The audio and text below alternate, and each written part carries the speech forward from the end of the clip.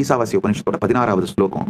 O Bhushan, O Yama, Surya, all the radiant forms arranged by Prajapati, I behold your most auspicious supreme form, that every being is a supreme person and I am that.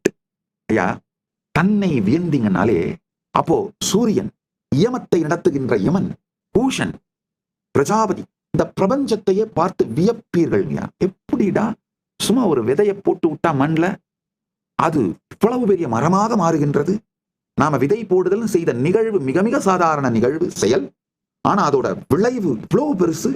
கண் முன்னால் நிகழ்பவைகளை கூட taking it for கிராண்டடா இருக்கவன் சுய சந்தேகத்திலும் வாழ்வை பற்றிய சந்தேகத்திலும் சிக்கி சின்னாபின்னமாய் சீரழிந்து சாத்தான்கள் நரகத்தில் அழிவான்.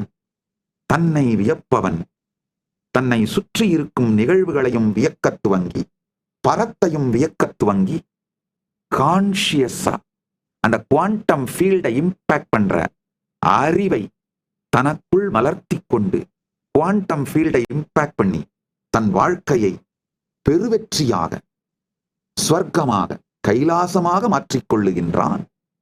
கைலாச வாழ்க்கை வாழுகின்றான்.